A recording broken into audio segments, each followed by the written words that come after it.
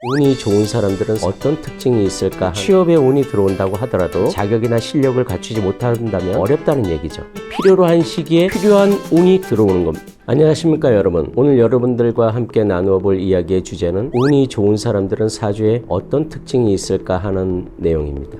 운이 좋은 사람들은 사주에 어떤 특징이 있고 또 어떤 좋은 운이 왔을 때 내 것으로 만들 수 있는지에 대한 그런 이야기입니다. 운이 좋은 사람들은 어떤 특징이 있을까요? 그것을 말씀드리려면 어떨 때 운이 좋다라고 하는 것인지에 대해서 먼저 말씀드리는 게 순서가 아닐까 싶습니다. 재물 운이 좋은 것인지, 이성 운이 좋은 것인지, 어떤 취업이나 학업 운이 좋은 것인지 등등 여러 가지 좋은 운들이 있을 텐데요. 우선 운이 좋은 사람들의 사주를 살펴보려면 첫 번째로 일단 사주 원국에 일간이 강한지 약한지부터 살펴야 합니다. 아무리 좋은 운이 와도 일간인 내가 그 좋은 운을 받을 수 있을 만큼 튼튼하지 못하다면 대운 세무운에서 아무리 좋은 운이 온다고 해도 그 좋은 운을 내 것으로 만들기는 어려울 겁니다.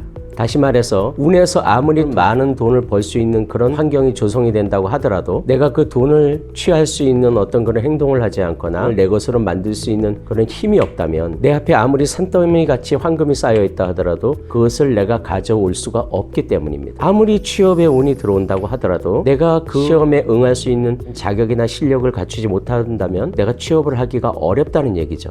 즉 나에게 아무리 좋은 운이 온다고 하더라도 내 것으로 만들 수 있는 힘이 있어야 한다는 겁니다. 자, 그렇다면 여기서 한번 알고 넘어가야 할 것이 도대체 이 일간이 튼튼하다는 것이 무슨 뜻인지에 대한 겁니다. 사주 원국을 보면 생년, 생월, 생일, 생시 8글자가 있는데요. 그 중에서 생일에 해당하는 오른쪽에서 세 번째 글자 위에 있는 그 글자를 일간이라 그러고 곧 내가 되는 겁니다. 모든 사주의 해석은 이 일간인 나를 중심으로 주변에 있는 다른 십성들과의 관계를 고려해서 보는 게 사주를 추명하고 사주를 본다라고 하는 것입니다. 나, 즉 일간이 튼튼하려면 위에 네 글자를 천간이라 그러고 아래 네 글자를 지지라고 표현하는데 이 지지 중에서 내가 뿌리를 내릴 수 있는 그런 지지가 있어야 한다는 겁니다. 조금 더 세부적으로 보자면 그 지지의 밑에 각각 두 글자나 세 글자나 이 천간이라는 것이 들어있는데 이것을 우리는 지장간이라고 부릅니다. 나와 같은 글자가 지장간에 들어있을 때 나는 거기다가 뿌리를 내릴 수 있고 일간인 내가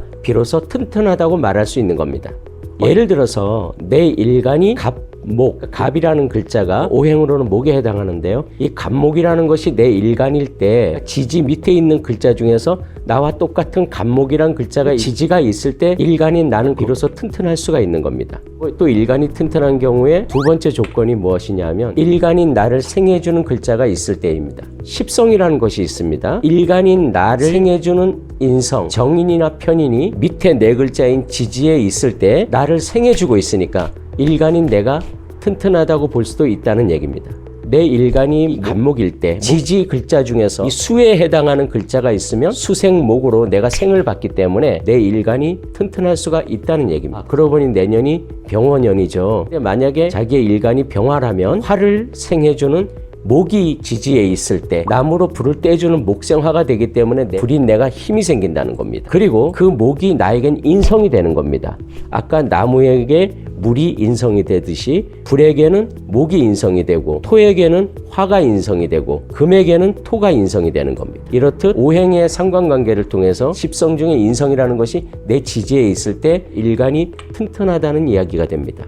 운이 좋은 사람의 두 번째 특징을 보면요. 10년 단위로 바뀌어서 들어오는 대운이나 1년 단위로 바뀌어 들어오는 세운이라는 것이 필요로 한 시기에 필요한 운이 들어오는 겁니다. 아무리 좋은 운이라 하더라도 필요할 때 그 운이 와주지 않으면 좋은 운은 좋은 운이겠죠. 하지만 제대로 작용하긴 어렵다는 이야기입니다. 학창시절 공부를 해야 되는 시기에 공부에 관한 운이 아니라 돈을 버는 거에 관한 운이 들어온다면 재극인이라 그래서 재성은 인성을 극하는 이유로 내가 공부를 하기에 곤란한 상황에 처해지게 됩니다. 그러니까 그 운은 좋은 운이라고 할 수가 없죠. 오히려 방해를 놓는다는 겁니다. 한번 생각해 보시죠. 만약에 여러분들이 배가 한참 고파 있을 때 친구가 찾아와서 야 우리 뷔페 가서 점심 맛있게 먹자라고 한다면 이보다 기쁜 일이 없을 겁니다. 하지만 여러분들이 방금 식사를 마쳐서 배가 충분히 불러 있는 상태에서 뷔페에 가서 맛있는 음식을 먹자라고 한다면 그렇게 달가운 일은 아닐 겁니다. 만일 음식에 욕심이 나서 배가 부른데도 또 뷔페에 가서 음식을 먹는다면 탈이 나고 말겠죠. 좋은 운이라는 것은 그 운이 꼭 필요한 때 들어왔을 때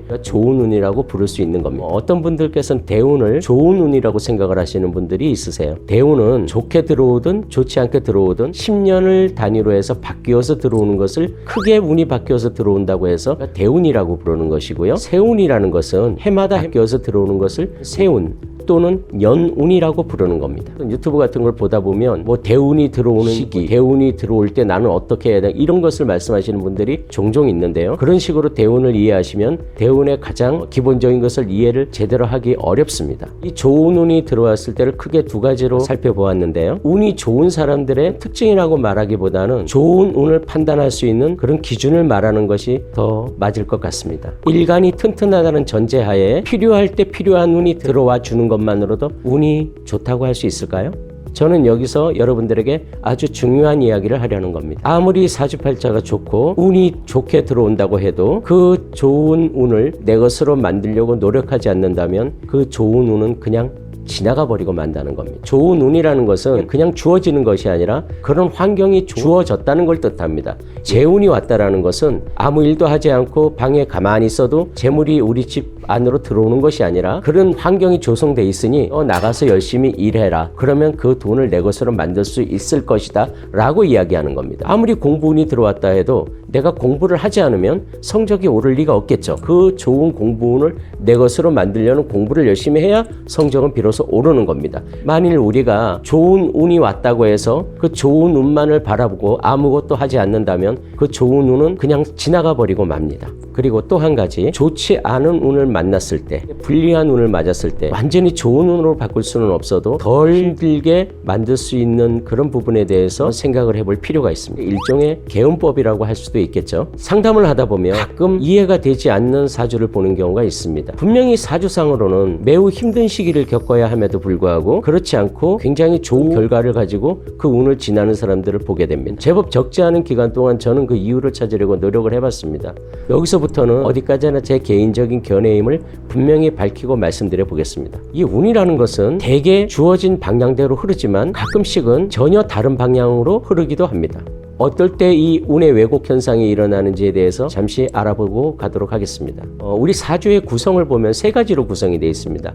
첫 번째, 사주팔자인 사주의 원국, 8글자로 되어 있는 사주팔자, 즉 내가 타고 태어난 명의를 얘기하는 겁니다. 두 번째로는 10년 단위로 바뀌어오는 대운, 1년 단위로 바뀌어오는 이 세운의 운을 들 수 있습니다. 마지막 세 번째로는 인연이라는 것에 의해서입니다. 만약 버스에 여러 사람들이 타고 같이 가다가 그 버스가 사고가 나거나 그러면은 그 안에 탔던 모든 사람들이 불행한 일을 겪죠. 하지만 그 사람들의 운이 다 그런 불행한 일을 겪을 운은 아니었다는 겁니다. 그 안에는 아주 오래 살 사람도 있었을 겁니다. 그런데 왜 그런 상황이 벌어진 걸까요?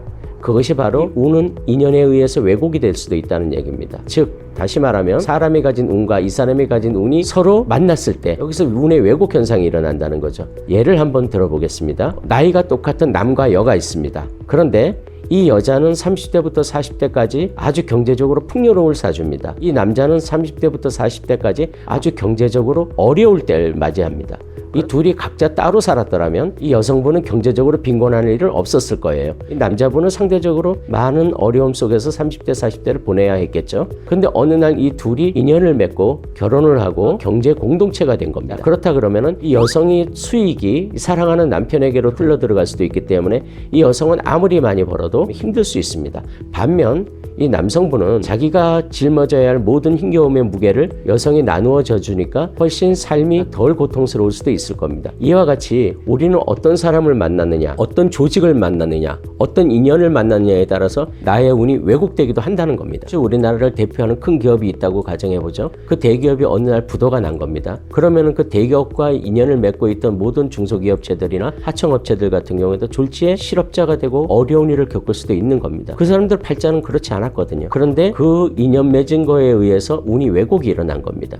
그래서 우리 각자에게는 운명이라는 것이 있고 회사에는 사운이라는 것이 있고 나라에는 국운이라는 게 있는 겁니다. 그렇게 운과 운이 만났을 때 운의 왜곡 현상이 일어나고 이것이 바로 인연에 의한 것이라고 저는 말씀드리고 싶은 겁니다. 그러니까 만약에 내 운이 좋지 않을 때는 운이 좋은 사람과 인연을 맺고 함께하는 해결 방법도 하나의 개운법이라고 할 수도 있겠죠. 그런 사람을 어떻게 만날 수 있을 거예요? 바로 그것 때문에 우리가 생활사주를 공부하는 겁니다. 유일하게 그 사람을 겪어보지 않고도 이해할 수 있는 방법이 명리학, 즉 사주학이라고 저는 생각을 하는 겁니다. 두 번째는 자신의 능력을 믿고 강한 신념을 갖는 겁니다. 무엇이든 나에게 맡겨진 것은 해낼 수 있다라는 자신감, 그리고 그 자신감을 통해서 자신의 능력이 최대한 발휘될 것이고 그로 인해서 좋은 결과를 맺을 거라는 절대적인 믿음. 이럴 때 이상하게도 힘든 운이 왔음에도 불구하고 좋은 운을 살아가는 사람들이 많이 있습니다. 제가 늘 좋아하는 말이 있습니다. 사람의 소원이 이루어지지 않는 두 가지 이유는, 첫 번째, 이미 그 소원이 이루어진 소원이거나, 두 번째는 그 소원에 대한 마음이 그만큼 간절하지 않기 때문이라고 말씀드리고 싶습니다. 소원이 너무나 강렬해서 꿈에서조차도 그 소원을 이루는 꿈을 꿀 수 있을 정도로 간절하게 원하고 또 원하면 좋지 않은 운도 서서히 바뀌어가는 것을 여러분들께서는 느끼실 수 있을 겁니다.